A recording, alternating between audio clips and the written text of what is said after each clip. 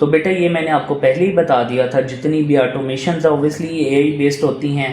Artificial intelligence होगी, machine learning होगी, deep learning होगी, डाटा साइंस, ये सारी एआई फील्ड्स हैं। इसमें सबसे ज़्यादा यूज़ किसका है? पाइथन का। ऑब्वियसली ये पाइथन वेब डेवलपमेंट में भी यूज़ होती है। Welcome to Computer with Salman. I am Salman Ahmed, a young, passionate programmer and a computer science teacher. Let's learn, build and grow together. अस्सलामुअलैकुम dear students and welcome back to another video. अच्छा बेटा, जैसे कि आपको मैंने last lecture में बताया था कि we are going to start chapter number 3, और उससे पहले मैंने बेटा आपको उसका बेसिक लेक्चर दिया था जो कि बहुत ज़रूरी है। और अगर वो आपने लेक्चर नहीं सुना तो बेटा ये आपको लैंग्वेज प्रॉपर समझ नहीं आएगी। तो आपसे रिक्वेस्ट है, ऊपर आपको उस बेसिक लेक्चर का लिंक मिल रहा होगा, आप उस पर क्लिक करके उस लेक्चर को सुन सकते हैं। और आपने उस लेक्चर को मस्ट सुनना है ताकि आपको इसकी प्रॉपर अंडरस्टैंडिंग हो सके। तो बेटा let's see what is Python programming language. अच्छा, मैंने लास्ट लेक्चर में भी आपको बताया था कि पाइथन पढ़ लो या पाइथन पढ़ लो, you can pronounce by both veg.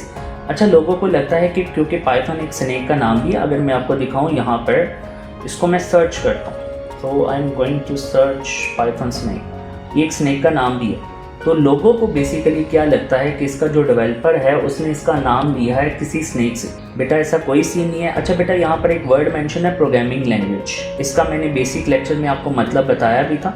अब आपने इसका मतलब कमेंट बॉक्स में मुझे बताना है। उसके बाद है, क्योंकि बेटा ये बहुत ज़रूरी है, अगर आप वाकई ही पाइथन प्रोग्रामिंग को सीखना चाहते हैं ना, तो बेटा आपने ये लेक्चर्स बड़े गौर से सुनने हैं। मैं दोबारा बता दूं, आपको किसी भी यूट्यूब वीडियो से ये चीज़ें नहीं मिलनी। आप सर्च कर लीजिएगा, आपको ज़रूर वाइट बोर्ड पर चीज़ें करवाई जा रही होंगी, प्रैक्टिकली बहुत मुश्किल मिलेगी। इसीलिए बेटा अगर आप एक्सपर्ट बनना चाहते हैं तो आपने ये सारे लेक्चर्स को अच्छी तरह देखना। और मैं आपको इस चीज़ की अश्योरिटी देता हूँ, in the end you will see a huge difference between you and other student. उसके बाद है बेटा हाई लेवल लैंग्वेज, और आपको मैंने लास्ट लेक्चर में क्लियरली बताया था बेटा कि हाई लेवल लैंग्वेज कौन सी होती है। इसका भी आंसर आपने कमेंट बॉक्स में करना है। उसके बाद है बेटा इंटरप्रेटेड। आपको याद होगा मैंने ट्रांसलेटर्स का जिक्र किया था। बेसिकली मैंने कहा था क्योंकि high level languages computer understand नहीं कर सकता, तो जिन सॉफ्टवेयर पे हम ये कोड लिखते हैं वो ट्रांसलेट करता है इसको मशीन कोड में या लो लेवल कोड में। तो बेसिकली जो ट्रांसलेटर है या वो सॉफ्टवेयर है, उनमें से ये टाइप है। इसके अलावा भी होगा, एक असेंबलर होता है और एक होता है कंपाइलर। लेकिन पाइथन बेटा काम करता है इंटरप्रेटेड पे। इंटरप्रेटेड बेटा एक ऐसा ट्रांसलेटर होता है कि ये आपके कोड को कन्वर्ट करता है हाई से लो में, लाइन बाय लाइन। किसमें कन्वर्ट करता है? हाई से लो में, लाइन बाय लाइन। एक होता है कंपाइलर, ये दोनों यूज़ होते हैं। असेंबलर सिर्फ असेंबली लैंग्वेज के लिए यूज़ होता था, और अगर मैं कंपाइलर की बात करूं तो वो पूरे कोड को कन्वर्ट करता है इकट्ठा, किसमें? लो लेवल में। अच्छा बेटा, इसका प्रैक्टिकल भी ऑब्वियसली हम करेंगे, आपको मैंने पहले बता दिया कि सारा का सारा प्रैक्टिकल बेस्ड है।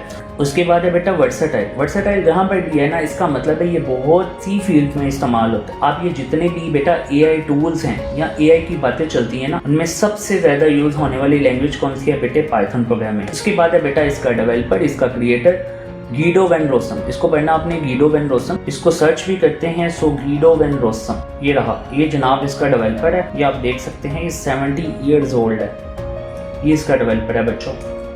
उसके बाद है बच्चे, इसको पढ़ना आपने गीडो वैन रोसम। उसके बाद है बेटा, इसने कब काम शुरू किया था? 1980s में स्टार्ट किया था। अब दुनिया की सबसे यूज होने वाली प्रोग्रामिंग लैंग्वेज जो है या एआई में जिसका राज है, उस लैंग्वेज को हम कहते हैं बेटा पाइथन प्रोग्रामिंग लैंग्वेज।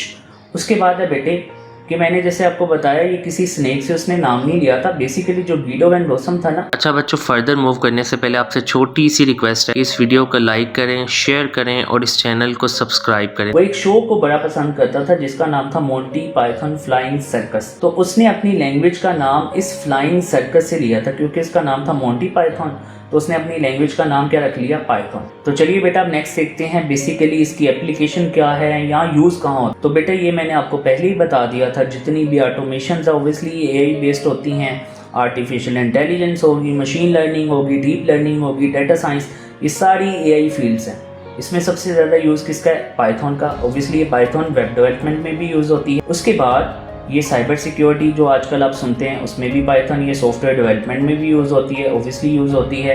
और ये सारी बड़ी कंपनी, चाहे वो गूगल हो, नेटफ्लिक्स हो, अपने नेटफ्लिक्स का तो सबको ही पता होगा, यूट्यूब हो, इंस्टाग्राम हो, ड्रॉपबॉक्स हो, स्पॉटिफाई हो, ये सारी की सारी बड़ी कंपनीज बेटा किसका यूज़ करती हैं? पाइथन का ये यूज़ करी है सारी की सारी बड़ी कंपनी। तो बेटा ये हमारा जो बेसिक लेक्चर है, मतलब आपको इंट्रोडक्शन पता चल गया, आपको ये पता चल गया कि इसका डेवलपर कौन है, यहाँ कुछ मेंशन नहीं, आपको पता होना चाहिए इसका डेवलपर कौन है, उसके बाद इसकी एप्लीकेशन क्या है, मतलब कहाँ कहाँ यूज़ होती है, ये भी आपको क्लियर होगा। बेटा अगले लेक्चर में हम इसकी अगले लेक्चर में हम इसको प्रोसीड करेंगे। So that was our today topic. अल्लाह हाफिज़।